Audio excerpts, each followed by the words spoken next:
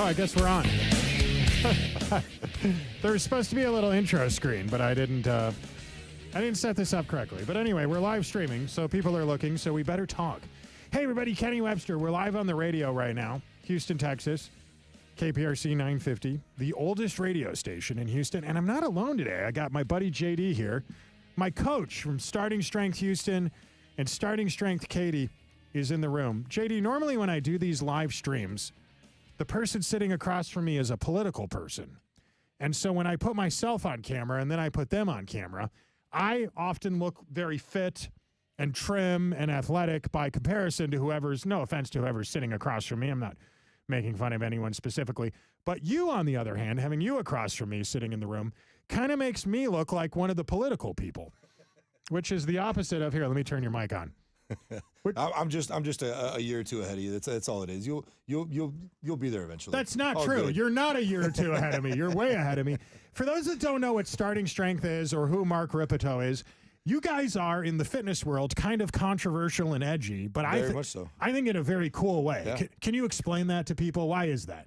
Because it's a no BS approach to things, right? We go with what works, and we don't compromise on it. So we help people get strong, and we don't worry about everything else because everything else generally tends to take care of itself. Yeah, if you can get stronger. And during the pandemic, I think that's when Mark Ripito, who created the program, that's kind of when he first showed up on the map, which means everybody under his umbrella, people such as you, of course, one of the top guys in Texas. And that was mostly because you were the people that pointed out how all of the science methodology for dealing with the pandemic wasn't scientific at all, was it? Yeah, we were considerably outspoken with with all the nonsense that was being pushed down everybody's throat. So yeah, we gained a little bit of I don't know if notoriety is the right way to say it, or gained a little bit of I call it notoriety, I guess, for lack of a better word. You were one of the first gyms in America to say that closing the gym during the pandemic didn't make any sense. I mean, it's completely unscientific. If we're supposed to be healthy, why are we encouraging people to stay at home and eat Krispy Kremes? And this is so obvious now, 3 years later, but at the time, do you want to get conspiracy theory and control and political about it? I do, yeah. Ultimately, I think is control. Right? Nobody's going to say it that way, and the people that did it, I don't. You could even argue that wasn't their intention outright, but I think ultimately that's what it came down to, right? They doubled down on control because I say so. I mean, that was it, right? It was a big experiment. It was a social experiment. Will people do it? I had a friend that was working in Singapore at the time doing oil and gas work. And he said, it's so different there. Americans are so different from people in the Far East. And I said, why is that? And he said, if the government told people in Singapore, you have to crawl on your knees and lick the pavement in order to prevent yourself from getting sick, everyone would just do that. Unquestionably, whereas in America, only about a third of Americans would say, yeah, I'll crawl on the floor and lick the pavement. And we know who they are, and we don't have to say it, but who they vote for and who these people are. But I think it comes down to roots, right? We started out as a rebellious colony and bucked the system, and that's just in our blood, and so hallelujah. Yeah, and that's part of what bugs me about watching the Olympics, because I love putting Americanism on display for the world. I think it's very cool watching American athletes and how we compete differently, we behave differently. I know there's some people on the right that will tell you the Olympics are for globalists or whatever, but I think it predates that. I think the Olympics have been around for a long time. There's something very cool about it, although you can't deny the fact that this particular Olympic Games that it's very strange this time, isn't it? It's saddening, is what it is. I think with the stuff that's going on, but that's You've got it on TV right now. I can see that the medal count and all that sort of stuff. But I haven't really been following it for this reason that I think all the fascination is gone. Overshadowed by all the nonsense that's involved now. I think it's very funny that Peyton Manning does commentary for a sporting event, and his sport's not part of it. He's whatever pays the bills, man. Yeah, I mean, I get it. Yeah, the check clears. You can't blame the guy. Obviously, you're Christian. Yeah. You're conservative. You lean to the right, and you're not like an extremist or anything like that. You're not a political guy. No. But as a Christian, you certainly go to church enough. You have a family. You have children. the opening ceremony is still getting a lot of attention. It was a week ago today. Again, saddening more than anything else. Did you watch it? I didn't. I saw all the stuff on social media that came out afterwards, and what it is, it's saddening. I mean, right? Was it Elon Musk said something about Christianity perishing, and one that's never going to be the case, right? Christ is everlasting and will always be. Right. But it's just sad to see, people making a mockery of it for to be provocative. Yeah, I think so too. And during the opening ceremonies, there's the Last Supper thing, and there's a little kid, and there's the allegations that some guy had his junk dangling out while, some people said it was an optical illusion. It was his leggings, and I don't know. It did look weird. Yeah. But I will say this. You can mock Christians. You can't mock God. Can't be done. God isn't offended by your mockery. It doesn't affect him. Yeah. I think that's the only thing that Christians got wrong. And watching the display, they're like, well, they're making fun of the Last Supper. And at first I wanted to accept the narrative that it was the Feast of Dionysus and it was the Feast of God. It was some painting. But then the woman that's in the middle of all of it, the DJ, Barbara Butch, I guess is her name, posted on social media before the opening ceremony.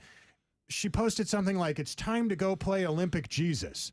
It's like, oh, okay, well, then it was the Last Supper by your own admission. I mean, that's what they're saying, you know. Did you get that impression when you watched it?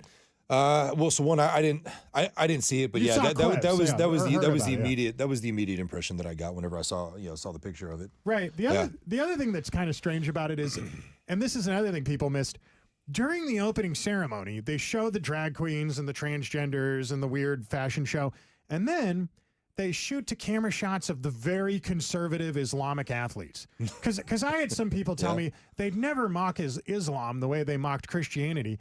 Well, they kind of did. I mean, a little bit, right? Same God. Yeah, they show. Well, yeah, exactly. There's one. I think it's the same God. Abrahamic God. We don't agree on the details. It's the same God. I've always thought so, and I know there are Christians that disagree with us on that. But it's a monotheistic religion based off Judeo-Christian values, and if they're showing drag queens and then they show the very conservative Saudi Arabian athletes on TV, that is kind of disrespecting Islam, isn't it? I think so. I mean, I thought so too. All right. Well, all that being said, the takeaway since then, a few big reactions to trans in the Olympics. From one thing to the next, now it's about the boxer. This boxer from, I don't have the story in front of me, so I don't remember what her name is because I don't memorize the names of transgender boxers. No, here we go. Iman Khalif. They claim this Algerian boxer isn't even trans. And I don't know what the term is for this because there's not a politically correct term for it. But it used to be, the term we used to have in the 20th century was hermaphrodite, right? Like, remember they claimed Jamie Lee Curtis. I remember that. You remember that? Back in the day when they had the thing about what's his name with the gerbils or, you know what I mean? Like, these are like the weird urban myths from before the internet became commonplace. Marilyn Manson was missing a rib in his cage, or, the things we talked about before the internet was common. One of them was that Jamie Lee Curtis was a hermaphrodite. And when you read the explanation of who this boxer was, she was disqualified for having an XY chromosome, but she was born a woman. She just has high testosterone levels. Sounds like a gray area for we got a guy to box that technically qualifies as, I mean, it seems like a guy to me. Yeah. What am I missing here? So to be honest, exactly what we're missing, I don't know, but I think a lot of this could be solved with one simple blood test, right? Is there a Y chromosome and anywhere in there? If that's the case, then you don't compete with the women. Yeah, it's XY. Right? Shim has somewhere in there, right? Somewhere in there, if there's a Y chromosome, like you're not competing on the same level. Could you compete on the same level with men, right? Or with XY men? Well, that's the ultimate question. Who knows? But I mean, maybe we need a trans division. Maybe we need a, as crazy as that is, I think we do. I think we're at a point now where there's enough trans in sports. Mm-hmm. It's all over the place now. Sure. It's in youth sports. Sure. It's showing up at the Olympics. This isn't even the first time. Do you remember Laurel Hubbard a few years back? We had this happen. We had a weightlifter. Yeah, is it the one from New Zealand? From New Zealand. Lady from New Zealand. And some people think that she, him, they, them took a dive because this guy was in 40s or 50s, much older than all the other people that he or she was competing with. Yep. Whatever pronoun you want to use. I'm not going to go there. I don't care. But I'll call a trans person a her, but I draw the line at now you get to compete with my daughter. Yep. And that's what this was. You get to punch my daughter in the face. You get to punch my daughter in the well, you have daughters. Come on, man. And also, that's your sport. You do weightlift. You've done competitive weightlifting. No, I haven't. Well, a few of our coaches have. Yeah, a high level junior Olympic level competitive weightlifting. Hang on. You have students in your class that can't lift 1/8 of what you can lift, JD. I'm in your class. What do you bench? High threes. High threes. What do you press? 260. You could press 260. Yeah. I can't even press half of that. What do you squat?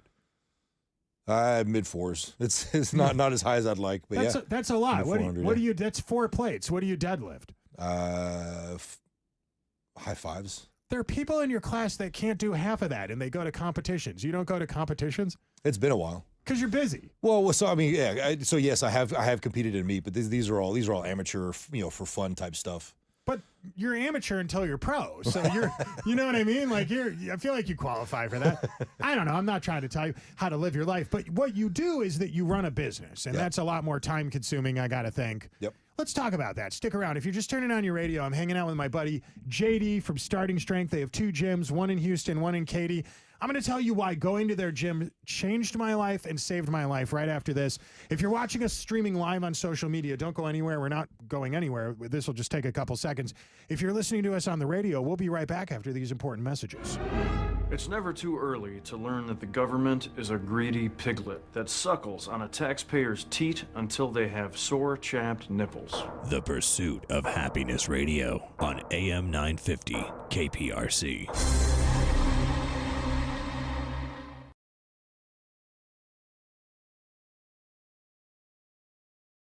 Hey, if you're watching us live streaming, we're recording segments of a radio show that's going to air later today in Houston, Texas. So I'm just saving that segment that you just heard. So you don't have to stop watching us. We're not actually going anywhere, but people that will hear that on the radio won't hear what you're hearing right now. So anyway, that's just a long-winded way of saying, hang on a second. We'll start in one second, literally seconds from now.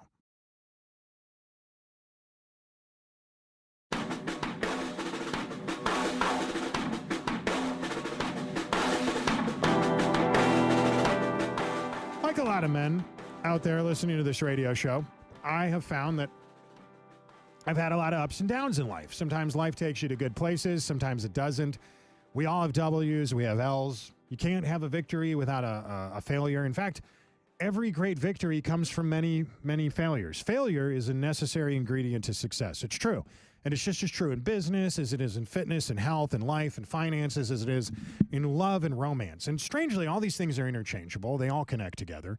For those of you with half a brain who have lived longer than a few months on this planet, I know I'm explaining the obvious here, but I say all that to get to this point. For me, going through, I'm very lucky. I've had a good life. I'm healthy. I haven't had a lot of health. I haven't had a lot of bad things happen to me. But one thing I would say that happened to me that was terrible, in at least, objectively speaking, subjectively speaking for me, was my divorce. Divorce was very hard for me. I didn't enjoy it. And men will do anything to avoid going to therapy. So what I did to avoid going to therapy is I went to Starting Strength in Houston and I trained with this guy, JD, which to me was better than sitting on a couch talking to a therapist. I lifted heavy things above my head, and I learned that there is more to this existence than what meets the eye, and that the things that we worry about don't matter as much as we think they probably do. And often what you think your limitations are you're wrong. Mm-hmm. That's exactly right. Mark Ripito has a great quote about this, doesn't he? He's got several quotes, right? One of the things you learn from the deadlift is often what you're... it's on the wall in your gym. I forget what it's. it's on the bathroom, right? That's probably no wonder that I looked at it so many times. Then yeah, that's right. It's in the bathroom. Yeah. Yeah. Where you oh good Lord, I'm gonna mess it up. So I'm not even gonna try to do it. But basically, your limits are not where you think they are. Yeah. Right. They're often significantly. You're limiting yourself way before you're actually. Your own physical and mental abilities will limit you. How did you get to meet Mark Ripito? Mark Ripito is this very controversial guy in the world of fitness and health. the greeny weenie vegan types, they hate him. Yep. The people that do yoga and Pilates and the people that wanted everybody to mask up at the mall, and they don't like Mark Ripito either. Yeah. But clearly you and Mark don't agree with most people. How did you and him come to get connected with each other? So I started, I had been active, ever since high school. My wife is athletic as well. And so we'd go train for a marathon, and we'd go do this, and we essentially jumped around from one fitness modality to another. And one day I got fed up with it. I was tall and skinny and was nowhere near as strong as a guy my size, I thought my size should be. And so I just said, screw it. I am going to drop all the cardio, and I'm just going to strength train and see how strong I can get. And I found starting strength. And so then a couple of years later, I ended up going to a seminar. I ended up going to a seminar, and then a little while after that, the opportunity to franchise, to open up a gym came up, and part of the interview process was to head up to Wichita Falls and talk to Rip. And what did Rip tell you when you met him? Did he tell you were squatting wrong, that you squat like a sissy and you got to do it? He told me I thought I was getting stronger, and he told me that I was still plenty weak and had a long way to go before I could boast about any numbers. When I started your program, the starting strength program, I could not squat, deadlift, press my weight, couldn't get half there. Now I'm way over all those numbers. And it happened in a relatively short period of time, which if you told me that going into it, I wouldn't have believed you. Sure. I was very skeptical. Yeah. And looking back on it, I'm glad I was wrong. Is that most people's reaction? Yeah, for the most part. When we start off considerably light, way lighter than what a lot of people expect. And so you add weight every time. You add generally 5 pounds every session, and little by little, that person gets stronger, and they're a different person little by little every time they come into the gym, physically and mentally. What is, of all the people you've seen come in there, you don't have to name names, but like there must be an example of a guy or a girl who came in and just completely, I can't be the one that made the biggest transformation. I think my experience is probably pretty typical, isn't it? Fairly, yeah. I mean, we've had members that have lost 40 pounds, since starting training. Yeah. We've had members that have, while they're with us, gone through hip replacement and then done their rehab with us.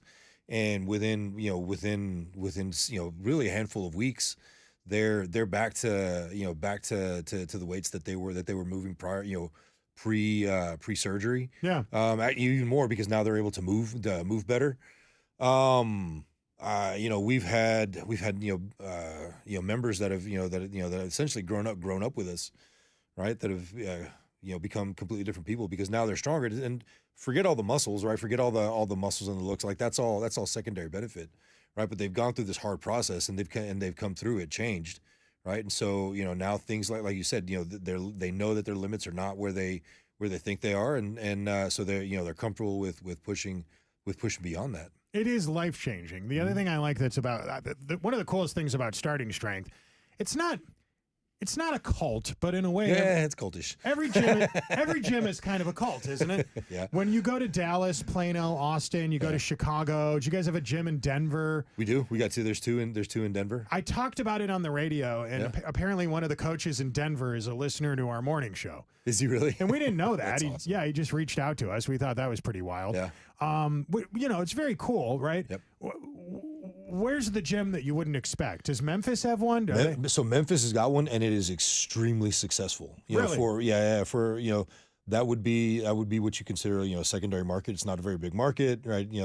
That sort of stuff. The Denver gym is wildly successful. Yeah. Yep. Why do you think that is?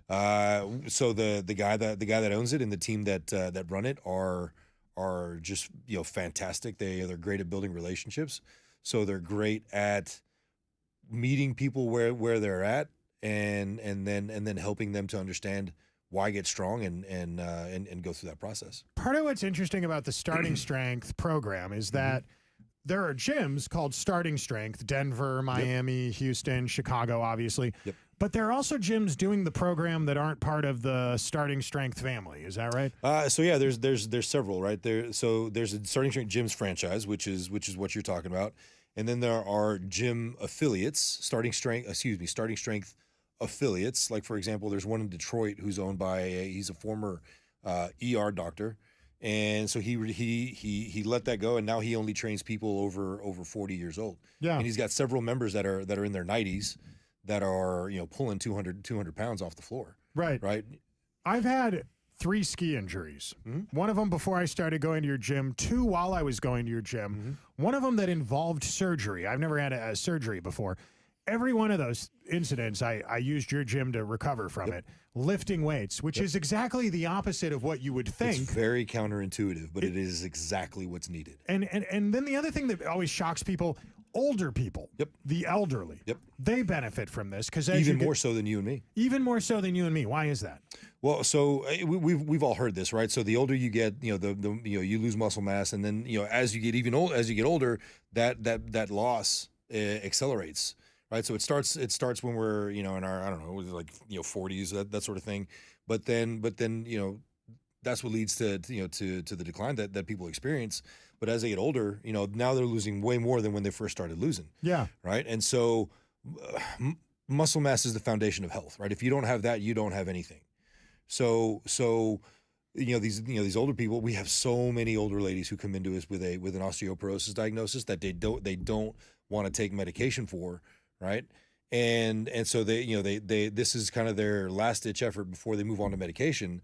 And, they train for 6 months. They go into their doctor. The doctor says, well, there's no need for medication. I don't want to see you for another 6 months. Keep doing what you're doing. Yeah. Right. And now they're stronger. They can get on the floor with their grandkids. They can, move groceries. They can, bring groceries into the house. Should I just unplug something? No, that's okay. Facilitates their independence. Yeah. I had an interesting experience with your gym because I was overweight, out of shape, no upper body, had a big beer gut, started lifting at your gym while I ran, right? Did some nutritional stuff, and, I won't bore people with all the details. Lost about 50 pounds, gained 10 pounds back, all muscle, right? I don't even recognize myself anymore. That changed my life. My friends will ask me, Kenny, what'd you do? And I tell them that I go to this gym called Starting Strength. You should try it. Oh, yeah, that sounds great. They'll give you a free introductory workout. Oh, that sounds awesome. Should I sign you up for one? I'll let you know. Let me check my schedule. What are they afraid of? Good Lord. Because I think a lot of what we do is counterintuitive, right? I think I would say that most smokers know that they need to stop smoking. Right. But will they? Right. Most people know that they need to get into shape, or that they need to do something to improve their health. But will they? Yeah. I think that's what's at play. I mean, our biggest competition are people's own self-limitation. All right, people can take classes online. So there's a few hundred people watching us right now on Twitter and Facebook. And if people want to take a class online, they can do that. But also, the easiest way is to come in and do it in person. You got a location in Houston. You got a location in Katy. Does the free introduction thing, is that still offered? Absolutely. Can you explain that? Well, so when you start, we have you we have you come in for an intro. The intro allows us to teach the lifts, figure out starting weights, and figure out what sort of modifications we need to make to accommodate injuries and limitations and that sort of thing. And there's a that across a franchise, across locations, costs $185, and certain locations have that waived to be able to to just to help facilitate the sign up process. Right. So yeah, if you want to reach out to either Houston or Katy, give us a call, and we will absolutely waive the intro. So the easiest way to get signed up, go to your favorite search engine, I'm not going to promote Google, but obviously you could do type Starting Strength Houston. Yep. Starting Strength Katy. Yep. Give us a call. You could type Starting Strength Memphis. We have listeners there. Yep. Or is there a gym in Louisiana? I don't think there is. Not yet. What's Louisiana's problem? They don't have a Buc-ee's either. Why is that? Maybe there's a correlation. Yeah. What is the deal with that? Why? I don't know. I think it's just the pace of signups. Okay. Not the right amount of interest, or the right franchisee hasn't shown up yet. It's huge in Texas. It's huge in Florida. Yep. And those are obviously the two most based red pill states in America. Yeah, Ohio is another one. So that's probably not a coincidence. Yeah. And then one in Chicago. Yeah. Just one. More are coming. Chicago's doing really, really well. Good. I think more are coming pretty soon. All right, folks. Look, people ask me about this a lot. I know influencers will say that on social media. People are always asking me about my skincare regime, and no one's asking them about their skincare regime. But people do actually ask me, Kenny, since your divorce, you've lost a lot of weight, you've gotten a lot healthier. What did you do? I've just explained it to you. I went to Starting Strength, changed my life. It's good for your physical health. It's good for your mental health. I would not use airtime to talk about this if I wasn't a loyal brand evangelist of it, and I say that with all my heart. Thank you so much, brother, from my brothers of iron at Starting Strength. I highly recommend checking it out. Hey, to the rest of you, I love you all. I say God bless you. I hope you have an awesome weekend. Drive safe out there. Get back bright and early Monday morning for more of what you bought a radio for. Subscribe to the Walton and Johnson and the Pursuit of Happiness podcast. Download our smartphone app. Lots of great new merch at ilovewj.com. Have an awesome weekend. Thanks for tuning in.